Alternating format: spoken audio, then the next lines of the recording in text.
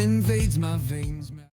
Okay guys, all 4 of the fenders are bonded to the car. The front is never coming off. This one will never come off. This is panel bond. Now, when you see this mess that I made around here, hopefully I didn't glue screws to the car. I hate when I do that. This stuff sets up in 5 minutes, which I don't like. Panel bonding, you got a working time of 15 minutes on the panel bonding. This looks better without screws in it, I think. Phone's blurring up. It does have holes still, but I haven't fixed it. Plastic adhesive. They had it on sale. They're probably getting rid of it. I hope there's no good reason for that. Hopefully it works. Because this whole fender I ran out of panel bonding and I had to use the plastic adhesive repair. God, what a mess. As I remember, this stuff sands down. Oh, it's already solid. It probably will be okay. We'll see. I'll leave this 24 hours. I will take my car to work tomorrow. Probably leave all this bonded to the car until tomorrow, until Thursday when I get off work. We'll see how it's looking.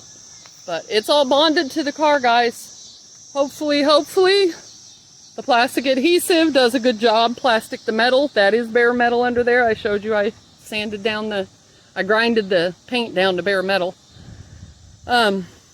Hopefully it bonds to that.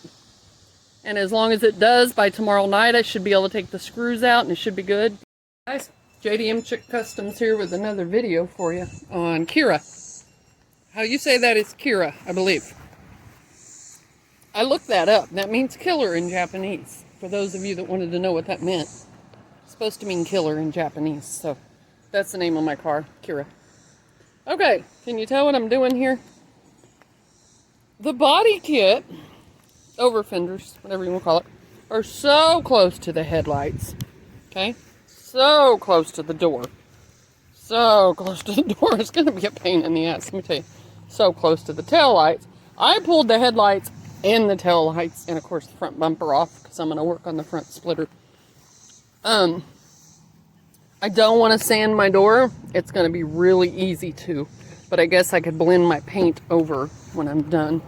I think I probably have to blend my clear coat over a little bit anyway into the door. I was thinking to open the door for the back one. But if I do that, it's quite a mess inside my car. So I did cover the inside of the car with plastic. Was gonna do that, but then decided, no. I'm just gonna put tape up against the door and keep it off there the best I can. I covered all this because I don't want a bunch of dust and stuff up in my engine and everywhere else, because it's going to go everywhere. Had to take these off. Well, these were ready to come off anyway, and I think when I finally got them done the way I want, I'm going to panel bond them to the car, just like I did this. I had put a little bit of Bondo glass on here, and then ran out, so I had to run to the store. But I've got this sanded pretty good. What you want to do, and what I'm learning from everybody that's done this, is get this as close to the body as you can. See? Flat. As close as you can. Of course, this kind of comes down and then comes back up. But that's what I've done there with that. And that looks pretty good. And that's what I've done with this over here. Of course, this over here, I've got to do some trimming here. When I got to working on this, I had to do some trimming up under here. This was too long. And then I'll figure these caps out later. That's not something I'm doing at the moment. But I'll show you guys a problem with the fender. Do you see the problem with the fender? The fender's not sitting up here on the body line. Here's my body line.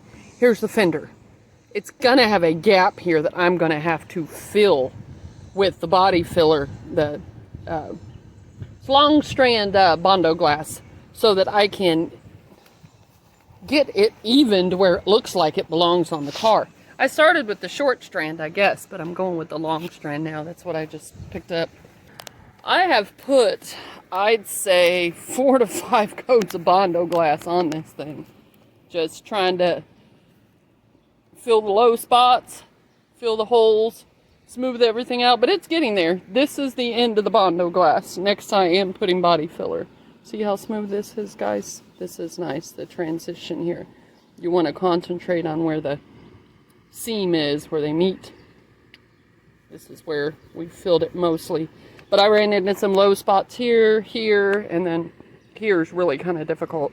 This had a huge gap in it. Even when I glued it together, it had a huge gap in it. But this one is good. It's done. I could put some body filler on it right now. In fact, this turned out pretty well. I put a little bit of body filler here. But I did mold this part down to the car. This is just panel bonded, but it ain't never going to come off. So, I think she's good, guys.